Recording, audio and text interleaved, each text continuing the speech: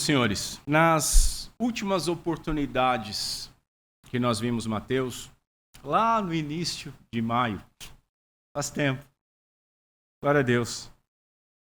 Depois disso nós paramos para fazer uma sequência que tinha que não podia ser interrompida na carta de Paulo aos Romanos, e logo depois nós entramos também no mês da Reforma, fizemos outra sequência na Reforma, mas retornamos agora ao Evangelho segundo Mateus. E lá nós aprendemos que Jesus Cristo é o Rei soberano que governa, cuida e intercede pelo seu povo. Nós primeiro vimos sobre o milagre de Jesus andando sobre as águas, mas nós paramos no meio desta narrativa. Vimos a sua autoridade sobre os seus discípulos, sobre a multidão, sobre os eventos naturais e sobre as aflições das pessoas. Vimos o cuidado do Senhor sendo atencioso com as pessoas e também com os seus discípulos temerosos. Vimos ainda que Jesus é um intercessor que nunca, jamais deixou de orar e ainda hoje vive a interceder pelo seu povo.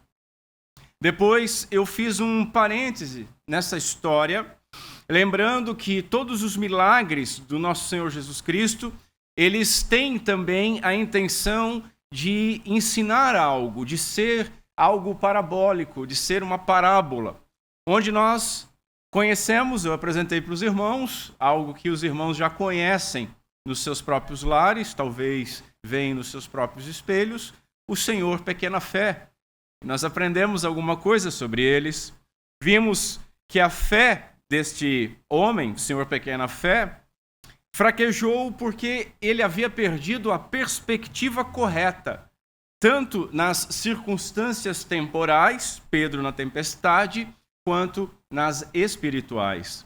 Nessa oportunidade, nós admoestamos os temerosos à perseverança, exortamos os cansados à confiança e consolamos os fracos com a segurança da mão do Senhor, protegendo, guardando cada um de nós. Aprendemos que os discípulos, eles realmente estavam seguros, porque, embora eles não pudessem ver Jesus Cristo, ele os estava vendo e cuidando deles. E aí nós demos uma olhadinha para o outro evangelho, onde Jesus observa da montanha os discípulos no mar. Assim como Jesus intercedeu pelos seus discípulos daquele monte, ele hoje intercede pelos seus eleitos lá dos céus. Paulo diz o seguinte: Cristo Jesus, quem morreu, ou melhor, quem ressuscitou, o qual está à direita de Deus e também intercede por nós.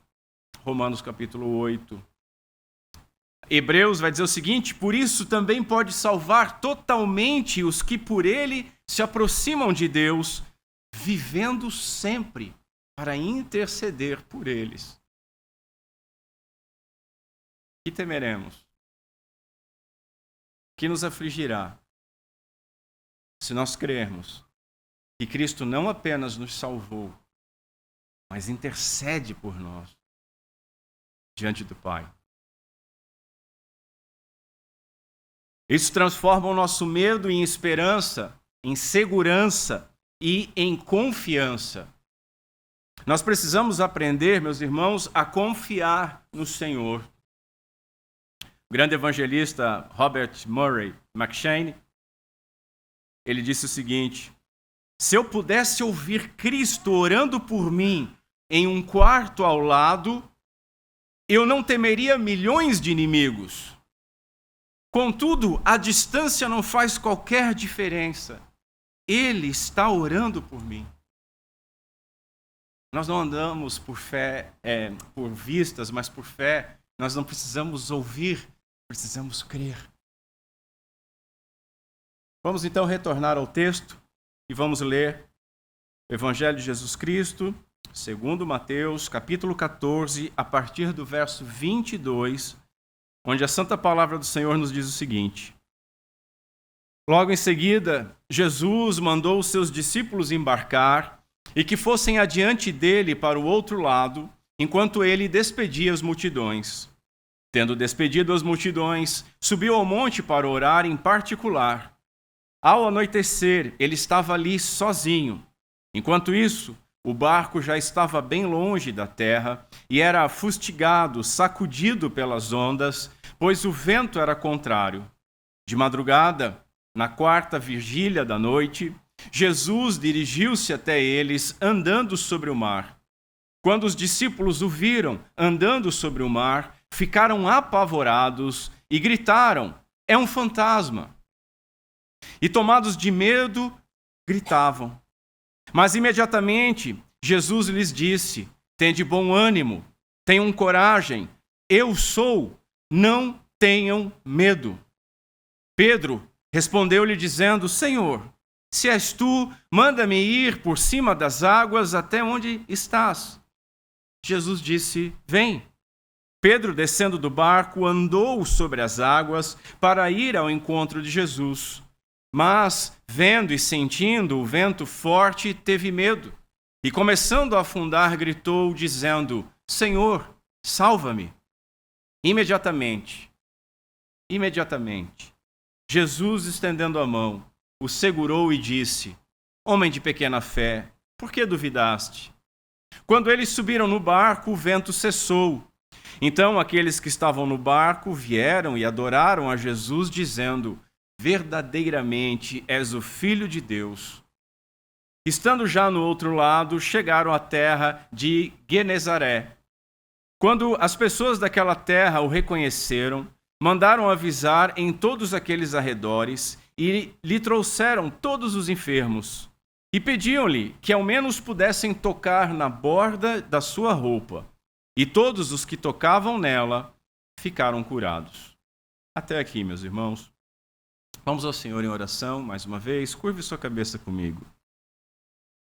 Bendito Deus e Pai do nosso Senhor Jesus Cristo, a quem, por meio de quem nós te invocamos e pedimos que tu derrame do teu Santo Espírito ainda mais sobre esta comunidade nesta manhã. Que tu me ajude, Senhor, nas minhas debilidades. Que tu dilate os corações dos meus irmãos e o meu. E tu nos guies, Senhor, pela tua palavra, de modo que nós possamos compreender um pouco mais de ti. Possamos ser edificados e confrontados e fortalecidos por meio da tua palavra, no poder do teu Santo Espírito, para a glória do teu santo nome. Pedimos isso em nome de Cristo Jesus. Amém. Meus irmãos, hoje nós veremos que Jesus Cristo é o Rei que domina a sua criação, é o Rei que concede poder àqueles que confiam nele, é o Rei que é misericordioso com os crentes fracos, é o Rei que se revela para ser adorado. E por fim, é o Rei que recebe, que ouve e cura aqueles que o procuram. O bispo Ryle diz que o relato contido nestes versos reveste-se de singular interesse.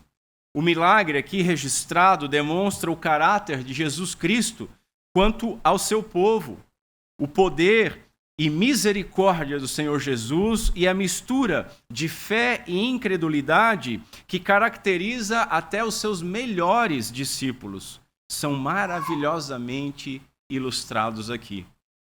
Eu fico feliz, meus irmãos, porque, veja, nós viemos de uma sequência de 6 ministrações por causa da reforma, textos não expositivos, e hoje nós temos o nosso almoço de ação de graças e geralmente eu faço alguma mensagem apontando para isso, né? E essa mensagem que era para ser lá para o início de maio, que depois era para ser lá em outubro, ela ficou justamente para hoje.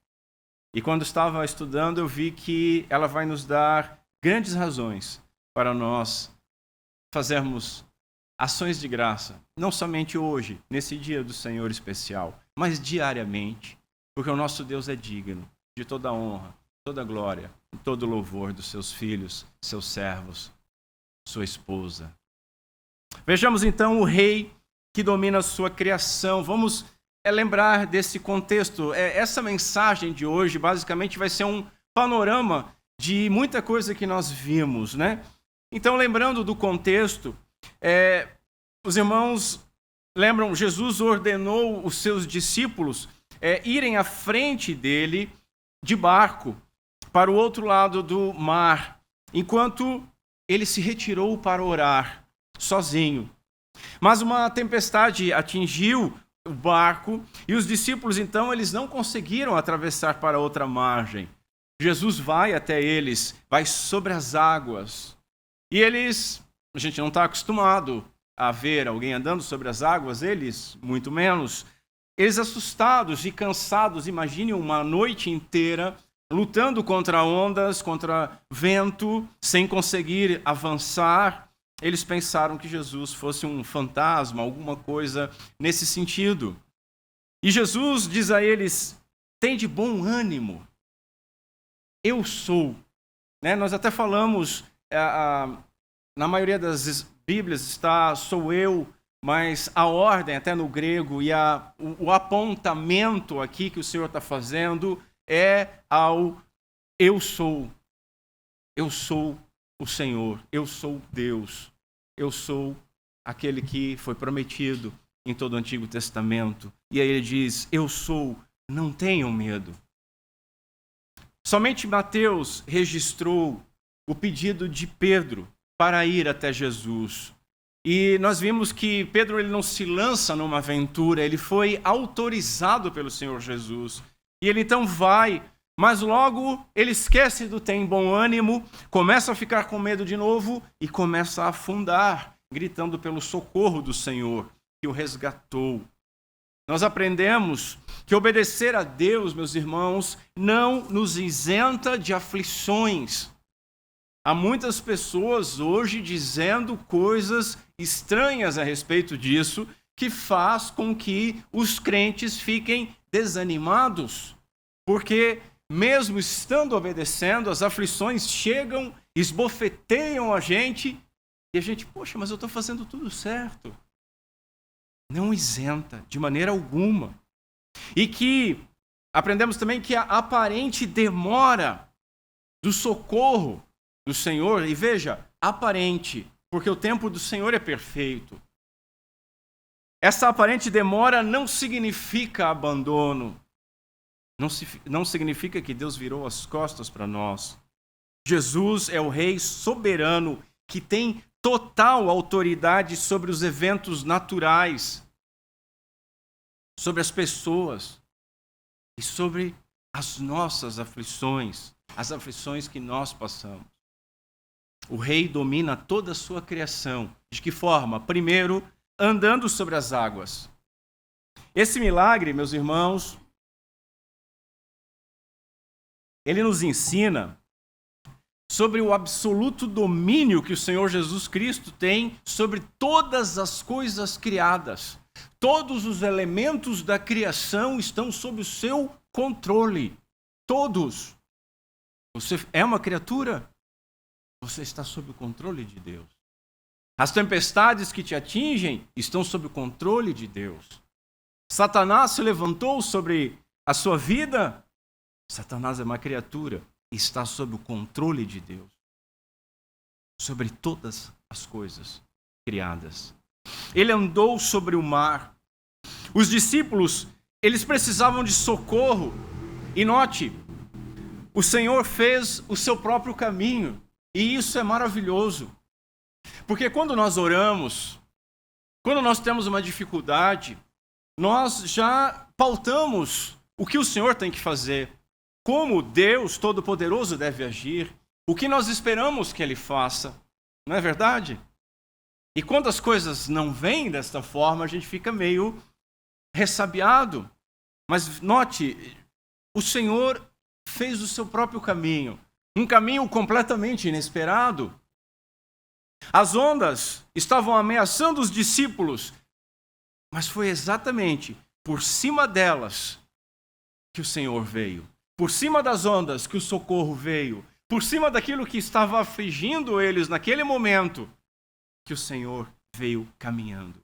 Então, meus irmãos, nós aprendemos que mesmo as nossas aflições, que são duras, que são difíceis, podem ser a estrada que trará o nosso Senhor Jesus Cristo e o seu socorro até nós. Talvez aquela doença, talvez aquele desemprego, talvez aquela dificuldade de relacionamento, talvez seja essa estrada que o Senhor vai utilizar para chegar até os irmãos. O seu amor descobrirá o caminho, escreveu Charles Spurgeon. Depois nós vemos ele cessando a tempestade. E esse milagre nos ensina também sobre o absoluto domínio que Jesus Cristo tem sobre a natureza. Absoluto domínio. Nós nos desesperamos com o clima, com o tempo, com as chuvas. Mas todas as coisas estão sob o domínio daquele que é todo-poderoso e soberano sobre todas as coisas. Ele fez o vento e a tempestade virem. Foi ele que fez. Inclusive, ele manda os discípulos para o mar sabendo o que faria. E ele que fez essa tempestade vir, também a faz ir embora, conforme a sua vontade, que é boa, é perfeita, é agradável, é inquestionável. Assim como é com as tempestades naturais, assim também, meus irmãos, é com as tempestades emocionais, com as tempestades de saúde ou com as tempestades financeiras. O Senhor envia com algum propósito, com algum objetivo, e no tempo certo o Senhor afasta. E saber disso deve nos fazer passar por essas tempestades de uma forma diferente, extraindo delas algo de positivo. Estando ansiosos não só pelo alívio, mas como que o Senhor vai agir, o que Ele quer ensinar e como que eu posso glorificar a Deus ali onde eu estou. Talvez tirando a água do barquinho. Deus pode nos colocar numa tempestade, meus irmãos, por diversas razões. Talvez para nos disciplinar por algum pecado que tenhamos cometido. E estamos endurecidos e começamos a não nos arrepender deste pecado. Veja, nossos cultos, só nos nossos cultos nós temos no mínimo 3, 4 momentos de contrição. Mas às vezes nós podemos guardar um pecado. Vamos deixar esse aqui no bolso para mais tarde. E ele vai tomando forma, vai tomando corpo, e o Senhor tem que vir porque Ele nos ama, porque Ele é nosso Pai, com disciplina para corrigir aquilo. As tempestades podem vir também para nos edificar.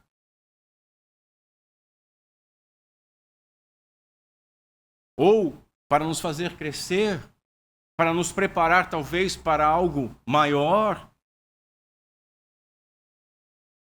Ele espera que nós abramos mão do nosso apoio, das nossas muletas, da nossa segurança, eu diria falsa segurança, e que nós confiemos então totalmente nele, nele e somente nele.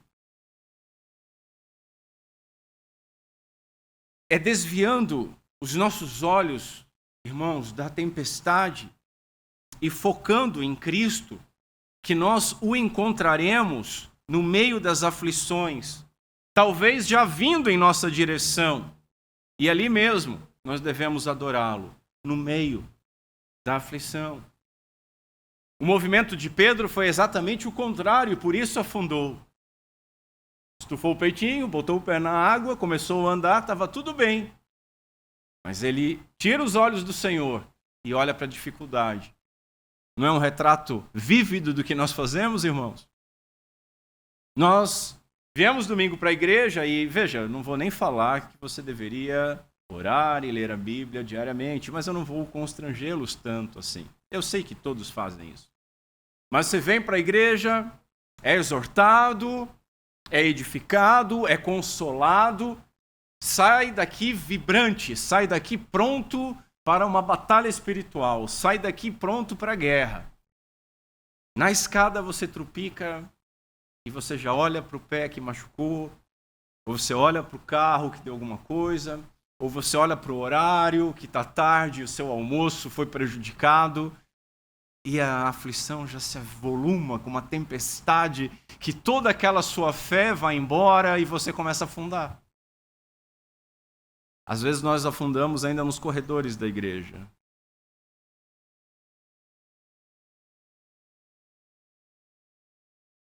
Vejamos em segundo lugar o rei que concede poder aos que confiam nele. Ele concede coragem. Verso 27. O puritano Richard Sibbes diz o seguinte: sua presença faz de qualquer condição passível de consolo. Não temais.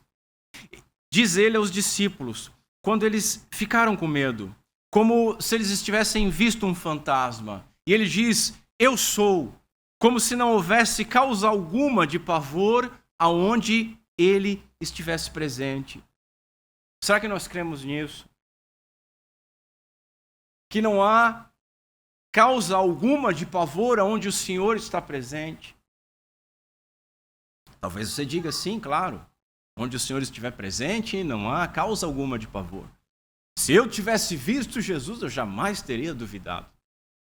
Eu teria andado até a margem, eu teria... Nossa! Só que nós esquecemos que o Senhor, em seu Espírito, continua onipresente e está ao nosso lado, por meio do seu Santo Espírito dentro de nós. E ainda assim, nós encontramos causa de pavor. Não é verdade? A virtude da coragem, meus irmãos, se não estiver debaixo da plena confiança no Todo-Poderoso, não passa de presunção ou de imprudência. Às vezes, quando eu vejo um crente muito corajoso, eu começo a observar, porque vamos ter algumas camadas, talvez a primeira camada ali seja de presunção ou de imprudência. Raramente nós encontramos verdadeira coragem, infelizmente. Os covardes ou os tímidos não herdarão o reino, como nós lemos em Apocalipse 21. Mas aqueles que confiam no Senhor, eles não precisam temer nada. Se nós confiarmos em Jesus Cristo, meus irmãos, não há espaço, muito menos razão para o medo. É Ele, Jesus Cristo, não o acaso, não o diabo, não os nossos adversários, não a situação em si que governa as tempestades. É Ele, Jesus Cristo. Note que Jesus, ele primeiro acalmou a tempestade no coração dos discípulos. Porque quando ele diz, eu sou, não temas, o pau estava torando. A tempestade continuava. Ele não acalma a tempestade e diz, olha, sou eu. Então, ele acalma primeiro a tempestade que estava no coração dos discípulos. E somente depois a tempestade em si. E aí o texto nos diz, imediatamente, essa palavra é maravilhosa nesse texto. Depois grifa ela, imediatamente, é maravilhoso. Imediatamente Jesus lhes disse, tende coragem, eu sou, não tenham medo. E essa palavra vai aparecer de novo no texto. O puritano Matthew Henry diz, quando há batalhas do lado de fora, não é de admirar que haja temores do lado de dentro. Observe que o maior perigo dos problemas externos nasce da oportunidade que eles dão ao surgimento de problemas internos. Nós conseguimos passar por grandes tempestades, não somos feitos de açúcar. Mas a preocupação com a tempestade começa a nos corroer de dentro para fora. E a tempestade interna, então, começa a nos afetar. Afeta o nosso ânimo, nossa ansiedade, nosso humor, nossa fé, nossa alegria, nosso trato com as outras pessoas. Às vezes, as nossas tempestades internas, elas são muito maiores que a tempestade à nossa volta. É literalmente o fazer a tempestade num copo d'água. E nós somos campeões nisso, profissionais nisso. O problema principal não está fora, está dentro de nós. Veja o que Jesus diz lá em João 14. Não se turbe o vosso coração. Credes em Deus, crede também em mim. Não se turbe o vosso coração. Em outro momento o Senhor diz, não andeis ansiosos quanto à vossa vida, pelo que haveis de comer ou pelo que haveis de beber, nem quanto ao vosso corpo, pelo que haveis de vestir. Não é a vida mais do que o mantimento e o corpo mais do que o vestuário? Portanto, não se preocupem com o dia de amanhã, pois o amanhã trará os seus cuidados. Basta ao dia o seu próprio mal. Nós estudamos isso em Mateus, no Sermão do Monte. Se devemos guardar o nosso coração, devemos guardá-lo do temor. E somente o Senhor Jesus Cristo pode nos conceder essa coragem. Diria mais, pode nos conceder razão para esta coragem, base para esta coragem. Note, aquela que era a dificuldade dos discípulos, naquele momento, que era a tempestade, ela estava debaixo dos pés do Senhor. Não é uma figura maravilhosa das nossas aflições? Elas estão debaixo dos pés do Senhor. Cristo, meus irmãos, é maior do que todos os nossos problemas. Aprendemos que todos os nossos problemas estão debaixo da sua soberania, e não só da sua soberania, mas dos seus pés. Elas servem, no máximo, como servas da sua providência amorosa, a fazer em nós algo que ele decidiu fazer. Depois vemos que o rei concede poder sobrenatural nos versos 28 e 29. Pedro responde ao Senhor dizendo assim, Senhor, se és tu, manda-me ir por cima das águas até onde tu estás. Quando a gente lê isso aqui, eu tive essa impressão, parece algo meio de dúvida, né? Veja, capítulo 4, Jesus foi tentado por Satanás, e Satanás dizia, se tu és filho de Deus, querendo colocar uma dúvida no coração do nosso Senhor Jesus Cristo. Pedro, aparentemente, a linguagem dá essa ideia, mas ele não estava duvidando que era Jesus. O que ele estava dizendo aqui apenas era o seguinte, uma vez que és tu, Senhor, manda-me ir até onde tu estás. Seu pedido ele foi corajoso. Seu pedido foi baseado numa fé profunda. Afinal, eles já haviam recebido o poder do próprio Senhor Jesus Cristo para realizar sinais, milagres. Lá no capítulo 10. Note que Pedro, ele não estava então tentando ao Senhor. Ele não estava simplesmente pedindo para caminhar sobre as águas. Na nossa leitura comunitária de Atos, nós vimos a simonia, né? Quando Simão,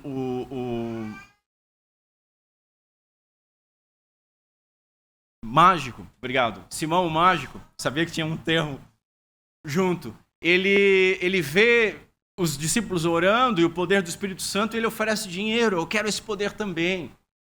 Nós vemos nos movimentos ditos pentecostais muita busca por algum poder sobrenatural, um poder em si mesmado, um poder em si mesmo, um poder que não é para proclamar o evangelho, não é para curar, mas é o poder pelo poder em si. É o de fazer sinais, né? Pedro não está nessa situação. Pedro não está dizendo, olha, poxa, está andando sobre as águas, também quero. Porque depois eu vou poder dizer lá para os outros pescadores, uma história de pescador maravilhosa. Eu andei sobre as águas. Não era essa a ideia dele. O que ele está pedindo é para ir até Cristo. Ele está pedindo para ir por cima das águas até onde estava o Senhor. Ele estava então querendo estar próximo do Senhor. Isso nos ensina algo. Nós não precisamos andar sobre as águas das aflições, nas nossas tempestades. O que nós precisamos nas nossas dificuldades é querer estar com o Senhor, estar próximo do Senhor. Geralmente nós queremos alívio, mas devemos buscar estar com o Senhor Jesus Cristo. E ele concedeu tal poder a Pedro. Ele disse simplesmente, vem. E também é maravilhoso isso. Vem, como se não fosse nada. Se não fosse nada. Vem. Pedro, como seu nome diz, Petros, pedra. Ele deveria ter afundado, meus irmãos, imediatamente. Você já tentou botar o pé na água? Normalmente não é uma coisa filme, né, que vai descendo aos poucos assim. Não, você afunda e deu. Mas ele andou sobre as águas. Pedro, ele afundou por um momento, mas após ser resgatado, o que acontece? Ele volta a andar sobre as águas. Jesus não pegou ele no colo. Ele andou um pouco e note, eles não reconheceram que era Jesus, não foi muito pouco. Note outra coisa, quando ele pede socorro, Jesus não precisou correr até ele, estendeu a mão. Então ele andou o suficiente e andou de volta também. E quando ele andou sobre as águas com o Senhor, foi no meio da tempestade. Nós podemos andar com o Senhor, meus irmãos, no meio da tempestade. A tempestade não precisa parar para nós estarmos junto com o Senhor. Meus irmãos, se Deus nos autorizar, nós podemos fazer qualquer coisa. Cristo andar sobre as águas foi algo extraordinário. Mas, mais extraordinário ainda, foi Pedro andar também. Cristo provou a sua divindade duplamente. Não apenas fazendo algo impossível, mas capacitando o outro que não tem poder a fazer algo também impossível. Isso é uma comprovação da sua divindade. Que outras coisas aqueles que seguem o Senhor e ouvem a sua voz podem ser capacitados para fazer? O que nós podemos ser capacitados para fazer, meus irmãos? Ele disse assim: aquele que crê em mim fará também as obras que eu faço e outras maiores fará. E aí o irmão já está fazendo contas, né? Poxa, o que eu posso pedir? Meus irmãos, não pensemos em fechar bocas de leões. Não pensemos em não ser consumidos em fornalhas ardentes. Não pensemos em um mar de carros no trânsito ou um mar se abrir diante de nós. Pensemos em coisas maiores, coisas mais difíceis que nós podemos fazer. Obedecer a Deus é uma delas. Obedecer a Deus. Sede santos como eu sou santo. Quer ver outra coisa que nós podemos fazer no poder de Deus que é impossível? perdoar o próximo. Nós podemos fazer isso. Nós podemos amar os inimigos. O que é fechar a boca de um leão diante de alguém que ama o seu inimigo? O que é andar sobre as águas diante de alguém que ama o seu inimigo? Amar o próximo. Às vezes amar o próximo é pior do que amar o inimigo. Porque o inimigo não está próximo. Mas o próximo está. E aí dá faísca. Podemos honrar pai e mãe. Olha que bacana. Podemos não mentir e não cobiçar. Os irmãos, se nós fizéssemos uma contagem da quantidade de mentiras e cobiças que nós fazemos diariamente, nós jamais apontaríamos o dedo para outra pessoa. Nós poderíamos, inclusive, irmãos, trabalhar como para o Senhor nos nossos trabalhos, no nosso dia a dia. Mesmo quando o nosso patrão parece o próprio demônio encarnado, mas trabalhar para ele como para o Senhor, para a glória de Deus. Todas essas coisas, meus irmãos, são impossíveis, tão impossíveis quanto andar sobre as águas, mas nós podemos fazer em Cristo. Em Cristo. Certo teólogo diz o seguinte: a vida cristã é como andar sobre a água. É humanamente impossível. A vida cristã só pode ser vivida no poder do Espírito Santo. Nós temos que entender isso, irmãos. Jamais é na força do braço da carne. Jamais. Uma pregação bíblica jamais é façam isso, sejam aquilo. É sempre se agarrem no Senhor para ser nele um filho, para então no poder dele fazer. Nós dependemos totalmente. E nós devemos ter coragem, não para andar sobre as águas, mas para crer. Crer é sair do barco, é sair da zona de conforto. Crer é soltar-se de todo o apoio e de toda a segurança. É confiar apenas e somente em Cristo Jesus. Você crê em Cristo? Nós cremos em Cristo. Da boca para fora, mas crer mesmo. Crer, meus irmãos, é ver Cristo na aflição e caminhar até Ele no meio da aflição, sabendo que Ele caminhou muito mais para estar acessível a nós no meio da aflição.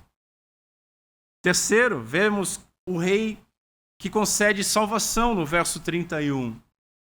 Quantos de nós tivemos fé para dar o primeiro passo em direção a Cristo?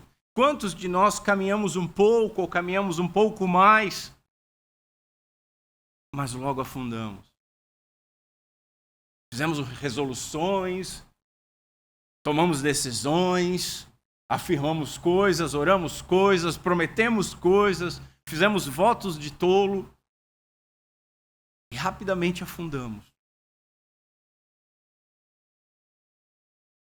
Será que somente eu fiz isso? Veja, Pedro era um pescador experiente. Pedro sabia nadar. Mas a habilidade de Pedro não auxiliou ele naquele momento. Assim nós devemos aprender, irmãos, que as nossas habilidades não podem nos salvar. O Senhor pode até utilizar-se delas, mas não são elas que irão nos salvar de afundar. É somente Cristo. Somente Cristo. E Deus seja louvado por isso, porque somente a Ele pertence toda a glória. Nós devemos confiar em Cristo. Ele é o nosso Salvador. A pergunta retórica, por que duvidaste? Ajuda tanto Pedro quanto ao leitor a reconhecerem que as dúvidas logo desaparecem diante de um exame rigoroso para descobrir a causa delas. Palavras do Carson. Um exame rigoroso da causa. Por que duvidaste? Quando nós começamos a duvidar, nós devemos parar, dar um tapa na cara e dizer: por que tu está duvidando, cara? O que foi? Nós devemos lembrar do que nós lemos nos profetas e em Jeremias. O que eu fiz a vocês? Pergunta Deus. Eu já abandonei vocês, eu decepcionei vocês, eu enfatiguei vocês. Por que nós temos duvidado? A pergunta não foi feita para o incrédulo. Jesus não está dizendo que Pedro não era salvo, que Pedro não tinha fé salvífica. A pergunta era para alguém que tinha fé suficiente para largar tudo e seguir Cristo, e para largar o barco e andar sobre as águas no meio de uma tempestade. E andou.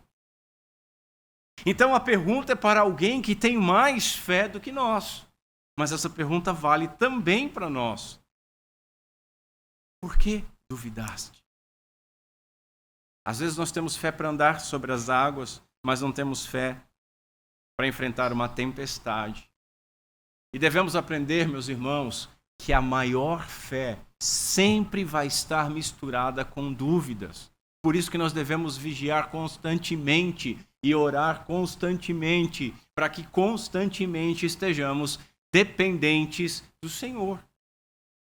Apesar das nossas dificuldades hoje, meus irmãos, nós estamos mais perto do Senhor do que quando demos o primeiro passo.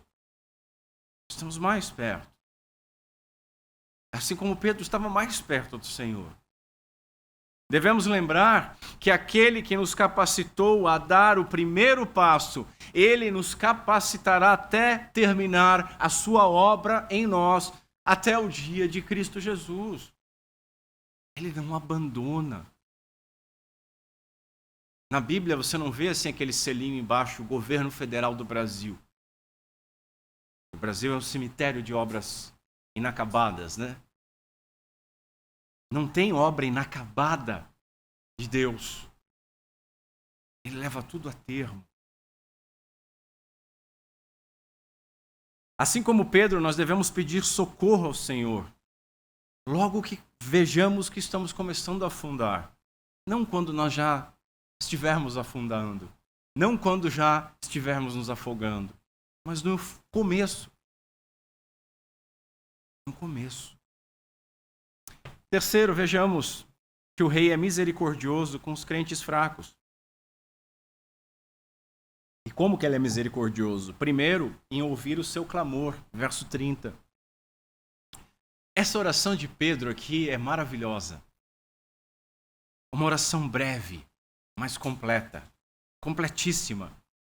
A oração de Pedro, ela reconhecia e glorificava a Cristo como seu Senhor e reconhecia Cristo como seu Salvador, porque ninguém mais poderia salvá-lo. Senhor, salva-me. Senhor, socorre-me. Duas palavras. Nas dificuldades, as nossas palavras parecem fugir de nós. Não é verdade? A língua se cola ao céu da boca. Mas o Senhor, meus irmãos, Ele não está buscando de nós orações rebuscadas. Ele não senta com uma prancheta, vamos analisar a oração do irmão Gerson, vamos ver se bate tudo aqui. Começou glorificando o meu nome, check.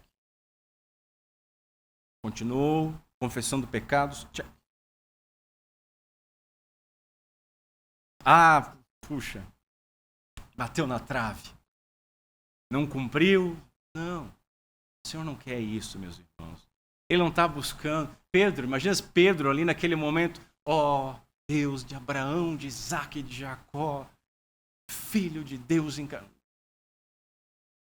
Isso nos ensina muito. E nós podemos orar. Neemias, como copeiro do rei, ele aparece triste diante do rei. O rei pergunta por que ele está triste.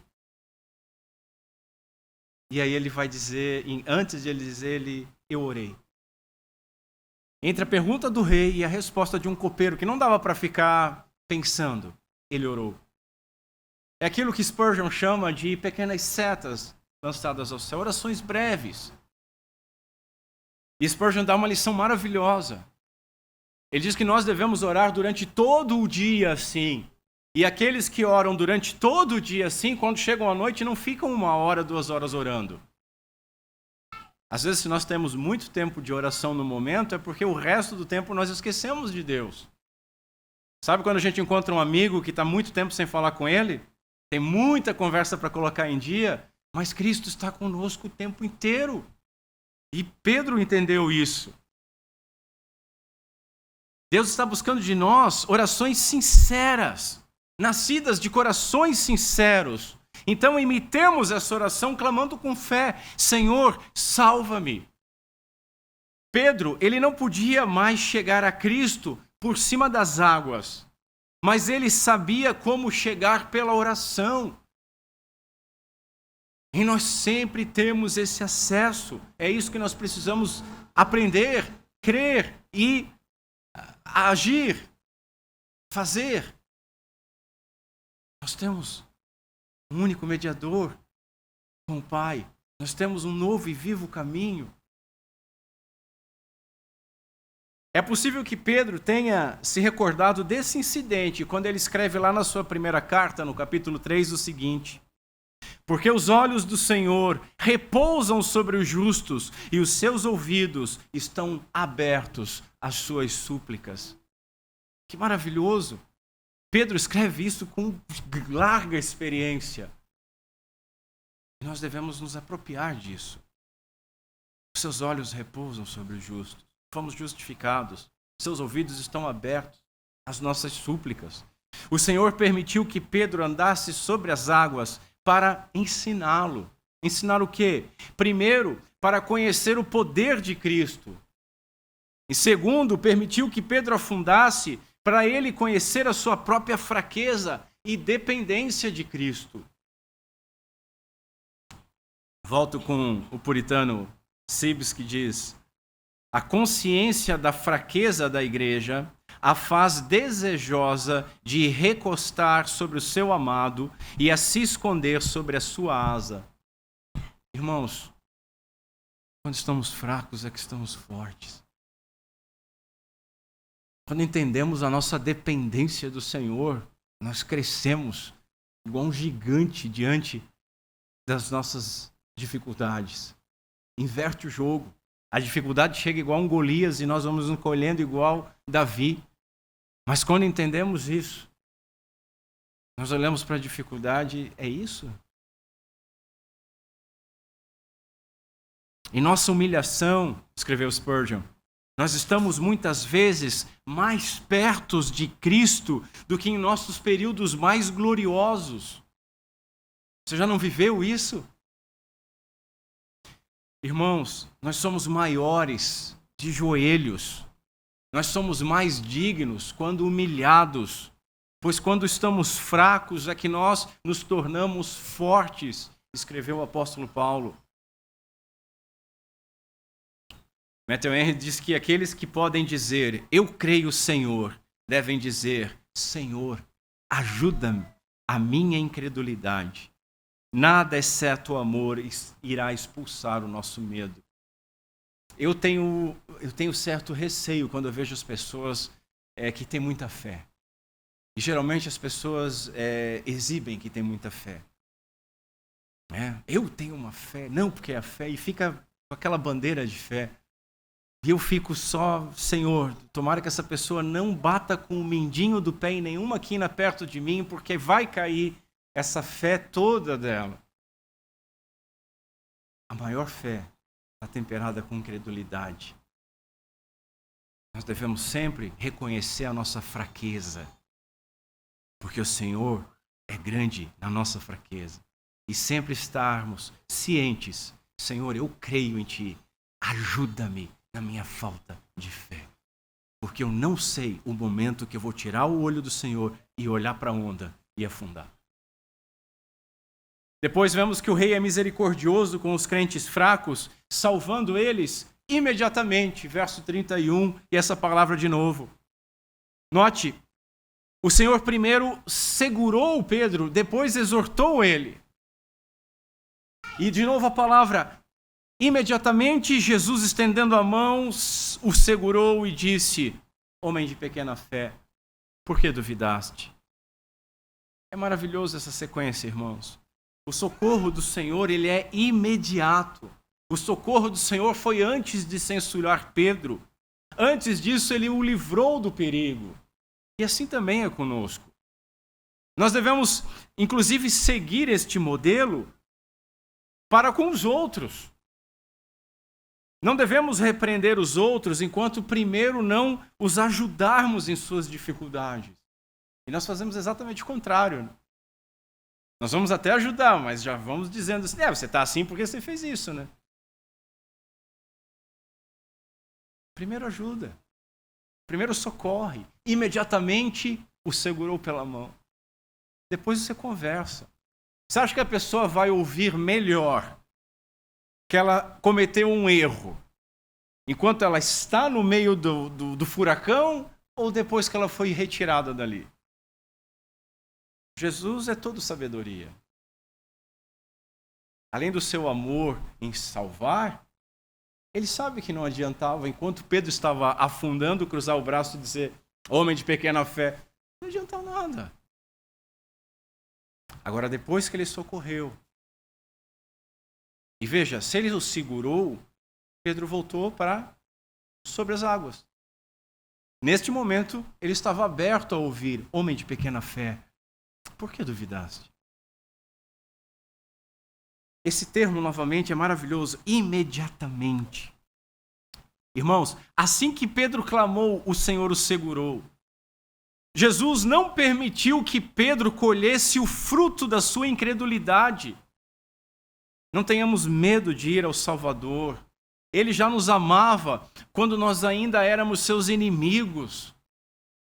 Veja, o filho pródigo, ele estava preocupado no que ele ia dizer ao pai, mas o pai dele estava preocupado apenas em ter o filho de volta. Terceiro, o rei é misericordioso com os crentes fracos, exortando depois. Verso 31. Sim, ele ama, ele salva, mas ele também exorta. Primeiro, veja que Jesus estava a certa distância, não permitindo ser reconhecido. Mas, quando Pedro afundou, Jesus precisou apenas estender a mão. Isso significa que Pedro andou um bocado até começar a temer a tempestade. Ele deu vários passos. E agora, muito provavelmente já era possível ver Jesus. Mas isso não impediu ele de duvidar. No grego, há uma nuance na pergunta de Jesus. Ele não pergunta por causa do medo. Óbvio que foi pela tempestade, mas ele pergunta qual era o ponto da dúvida após Pedro ter andado tanto. A tempestade, Pedro havia enfrentado durante toda a noite. Além disso, ele havia andado um bocado sobre as águas com a tempestade. Mas ele duvidou. Aí um pai da igreja vai dizer, tal é a natureza humana, que frequentemente opera bem nas coisas grandes e é digna de repreensão nas coisas menores. Tem um ditado que diz que tanto Deus quanto o diabo operam nos detalhes. E nós fraquejamos nos detalhes. Nós conseguimos fazer uma arca de Noé, mas esqueçamos de fechar uma coisinha lá embaixo, sempre. É nos detalhes que nós erramos. Nós passamos por isso. Veja, muitas vezes nós conseguimos no nosso dia a dia vencer um leão. E enquanto estamos indo para casa, somos derrotados por um poodle. Você já não viveu isso? Tem aquela dificuldade, aquela aflição e você, surfa por cima dela. E depois, qualquer coisinha te faz duvidar, te faz murmurar, nos faz duvidar do Senhor. Jesus reconhece as debilidades daqueles que lhe pertencem, demonstrando grande paciência para com eles, escreveu o bispo Ryle. Ele quer que nós saibamos que a dúvida não prova que uma pessoa não tem fé, mas somente que esta fé é pequena. Mas, mesmo quando a nossa fé é pequena, o Senhor está sempre pronto para nos ajudar. A nossa oração, então, deve ser sempre, repito, Senhor, aumenta-nos a fé. Irmãos, é mais seguro estar numa tempestade sob o cuidado do Senhor do que estar em terra firme, aparentemente seguro, mas longe dele. Jesus o segurou, é ele quem segura. E aqui nós aprendemos o seguinte: nós perseveramos na caminhada cristã porque ele nos preserva. Nós somente não afundamos porque Jesus nos segura. E nós somente afundaremos se Jesus afundar. Porque ele não vai deixar de nos segurar. Ele não vai nos soltar. Das suas mãos ninguém pode tirar. E será que o Senhor vai afundar? O rei revela-se para ser adorado.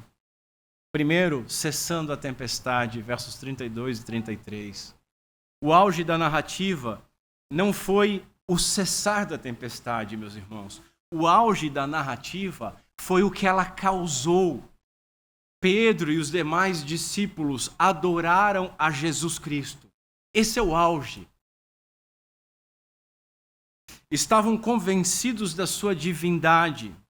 Ele andou sobre as águas e acalmou uma tempestade. Ele é verdadeiramente Filho de Deus. Deus envia tempestades a nós para que, primeiro, nós reconheçamos quão grande é o Senhor Jesus Cristo, o Filho de Deus. E, a partir daí, reconhecendo que nós o adoremos. E vendo sobre essa perspectiva, não é uma boa razão nós sermos afligidos? Tudo que nos faz olhar para Cristo, reconhecer a Cristo e adorar a Cristo, deve ser abraçado com amor. É um meio. Todavia, a compreensão deles ainda não era plena. Os evangelhos sinóticos, eles nos mostram que os discípulos, eles entendiam apenas graus daquilo que eram dito a eles. Portanto, a confissão deles de Cristo, nós não devemos interpretar como se eles tivessem uma compreensão plena. Isso eles só tiveram após a ressurreição e mais plenamente ainda após Pentecoste. Só que nós estamos numa dispensação diferente. O Espírito Santo já veio. Então é incerto afirmar que o que eles queriam dizer aqui com Filho de Deus. É duvidoso nesse momento que eles entendessem plenamente Jesus como o homem divino. Talvez eles tenham usado isso apenas como uma expressão de esperança messiânica. Apesar de Mateus não registrar, Marcos, ele revela a dificuldade dos discípulos crerem, mesmo diante de portentosos sinais. Em Marcos 6, nós lemos o seguinte: então subiu no barco para estar com eles e o vento cessou. Ficaram totalmente perplexos. Por quê? Porque não haviam compreendido o milagre dos pães, pois o coração deles estava endurecido. Foi somente depois de Pentecostes que eles entenderam e creram plenamente. Então, eu repito, irmãos, essa é a nossa situação. Nós estamos depois do Pentecostes. Aprove a Deus que nós nascêssemos neste momento do seu plano redentivo. Nós temos uma compreensão dada pelo Espírito Santo de Deus muito maior das coisas. E Deus registrou estas coisas para que nós crescêssemos plenamente. Um puritano escreveu: és verdadeiramente o Filho de Deus. O objeto da nossa fé pode e deve ser o objeto do nosso louvor. A fé é o princípio adequado da adoração e a adoração é o produto genuíno da fé. É necessário, diz Hebreus, que aquele que se aproxima de Deus creia que Ele existe e aquele que crê em Deus certamente o buscará. A experiência de Pedro, então, foi uma bênção para ele e para os demais discípulos. ao verem o poder de Cristo, acalmando primeiro a tempestade, eles dizem, lá no capítulo 8, quem é este que até os ventos e o mar obedecem? Nova tempestade. E agora o testemunho dele já está evoluindo. Verdadeiramente és filho de Deus. As tempestades, meus irmãos, são uma escola da providência. Cristo, ele prova a nossa fé, ele revela a sua glória, ele fortalece a confiança dos seus eleitos por meio das tempestades. O mesmo Senhor que envia a prova, sustenta no meio da prova. E aí, um pastor pergunta o seguinte, será que nós lembramos que Jesus enfrentou, e preste atenção nisso, Jesus enfrentou uma tempestade de juízo na cruz do Calvário para nos salvar? E para que nós jamais precisássemos enfrentar o juízo de Deus. Dessa forma, nós devemos imitar os discípulos, nos prostrando aos pés de Jesus e reconhecendo que Ele é Rei dos Reis, Senhor dos Senhores. Jesus é o Rei que cura. E como que Ele cura? Primeiro Ele recebe, verso 35. Os homens de Genesaré reconheceram Jesus, divulgaram as suas obras e atraíram assim uma multidão. O Matthew Henry escreve de uma forma muito boa, ele diz assim, estes eram mais nobres que os gadarenos, seus vizinhos do mesmo lago. Os gadarenos imploraram que Cristo fosse embora, mas estes imploraram que ele os ajudasse, porque tinham necessidade dele. Se nós temos necessidade de Cristo, devemos implorar a Ele, devemos ir até Ele. Assim como eles levaram seus enfermos a Cristo, Ele os recebeu. Jesus não queria publicidade, Ele não queria ser reconhecido antes da hora como Messias. Muitas vezes Ele proibiu os discípulos e as pessoas que eram curadas de divulgarem quem Ele era. Mas note, aquele que curou e sustentou uma multidão, não pôde se livrar dessa multidão. A multidão foi até ele de novo. Ele não pôde se livrar nem para descansar, nem para continuar a sua jornada. Observe também que aquele que acalmou uma tempestade e não foi subjugado pelas ondas, ele não pôde resistir a uma onda de pessoas que o procuravam. Ele recebeu a todos. E aí nós devemos nos perguntar, por que que ele não nos receberia? Você está aflito, o que que te impede de ir até ele? Depois vemos que ele é o rei que ouve. O povo e os doentes pediam-lhe que ao menos pudessem tocar na borda de sua roupa. Verso 36a. Ao deixar-se ser tocado pelas pessoas, esse texto aqui ele estabelece o palco para a discussão sobre impureza, que nós vamos ver no capítulo 15. Os fariseus consideravam abominável serem tocados por uma multidão, porque não sabiam quem ali estava cerimonialmente impuro e poderia contaminá-los. Mas Jesus não se importava e ele continua não se importando, mesmo porque Jesus não pode tornar-se impuro. Aquilo que ele toca e aquele que toca ele é purificado. Em terceiro, ele é o rei que cura. Note que eles pediram pouco. Apenas que pudessem tocar na orla de suas vestes, mas receberam muito. Foram curados. Talvez eles se julgassem indignos que o Senhor lhes desse atenção, ou falasse com eles, ou que ele os tocasse, ou que fizesse qualquer outra coisa. Ou talvez eles tenham ouvido o relato da mulher curada do fluxo de sangue, nós lemos na liturgia. Ela apenas tocou a sua veste, e esse milagre, registrado no capítulo 9, aconteceu nessa região que Jesus está. De qualquer forma, para eles, tocá-lo seria uma enorme graça. O relato é que todos os que estavam enfermos foram curados e puderam tornar-se testemunhas do poder de Cristo. Meus irmãos, será que algum de nós hoje precisa tocar o Senhor? Será que algum de nós hoje tem alguma necessidade do Senhor? Será que nós o conhecemos? Será que nós cremos no seu poder, na sua graça, na sua bondade? E se cremos e se conhecemos e se temos a necessidade, o que nos falta para procurá-lo? Ele pode nos socorrer da mais terrível tempestade, seja ela exterior ou seja interior, seja qual o problema que for, físico, emocional, financeiro, espiritual, Ele pode nos socorrer. Ele pode nos socorrer, inclusive, quando nós, depois que começamos bem, andando sobre as águas, o medo, o temor, a incredulidade, nos tenha feito afundar, talvez tropeçar em algum pecado. Senhor, salva-nos. É nossa oração. Senhor, salva-me.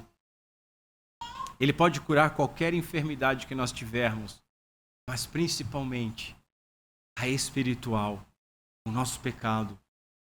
Ele pode nos curar até mesmo da necessidade da cura, trazendo contentamento na nossa situação.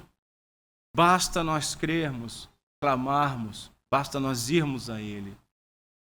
Eu encerro com um puritano que escreveu: vá a Cristo, ainda que tremendo, como a pobre mulher que disse: se eu tão somente tocar a sua veste, nós seremos curados e receberemos uma resposta graciosa.